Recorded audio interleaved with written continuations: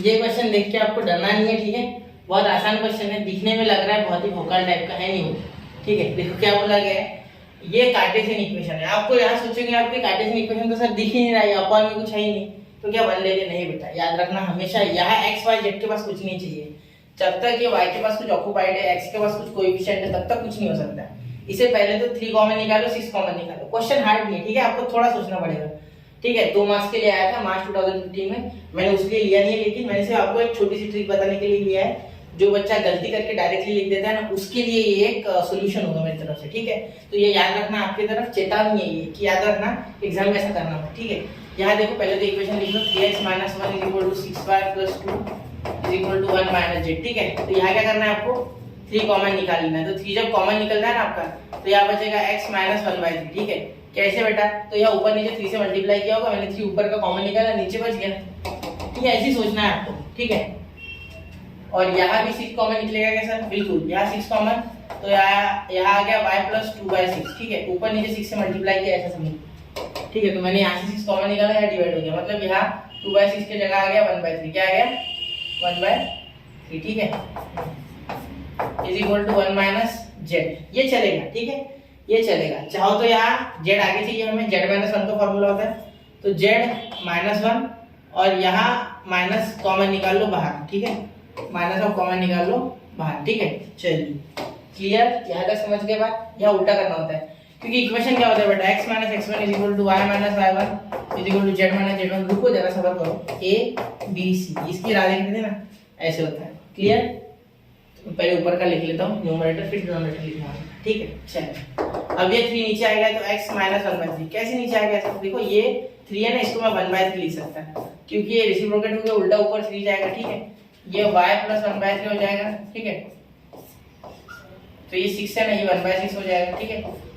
यहाँ माइनस है ना, तो z - 1/-1, ये माइनस नीचे भेज दो, ठीक है। सिंपल हो गया आपका तैयार इक्वेशन उस फॉर्मेट में जिसमें आपको चाहिए, ठीक है।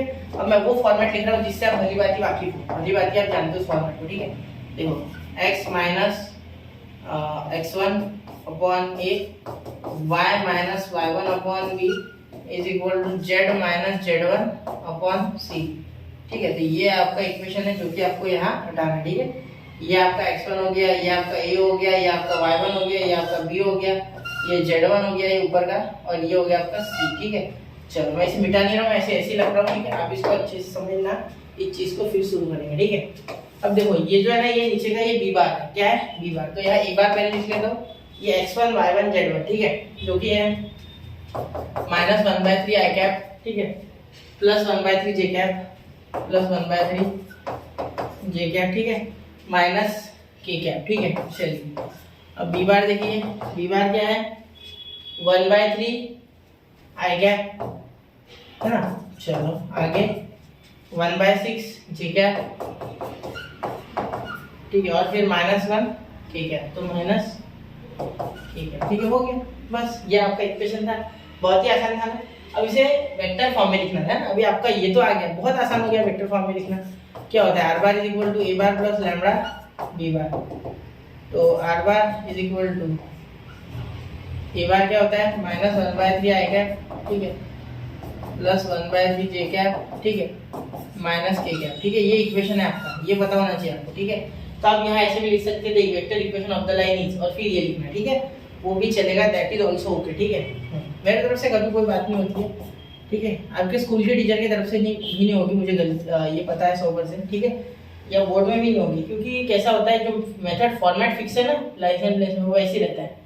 एक मिनट, हाँ चलो हो गया। अब आगे देखते हैं, यहाँ तक क्लियर हो गई। आगे चले तो लैम्बडा, उसके बाद क्या आएगा, लैम्बडा के बाद 1/3 1/6 और ये -1, ठीक है। तो ये हो गया बी का, लिखेंगे अब matter 1/3 i cap +1/6 j cap minus k cap, ठीक है। ये हो गया आपका इसका आंसर, ठीक है। तो ये जरा नोट कीजिए बेटा, ठीक है, ये आपका आंसर है, ये क्लियर। तो नोट कीजिए 1 2 एंड 3 हो गया, ठीक है बच्चा। तो मिलते हैं अगले लेक्चर में, पढ़ते रहे, आगे बढ़ते रहे। जय हिंद, जय भारत।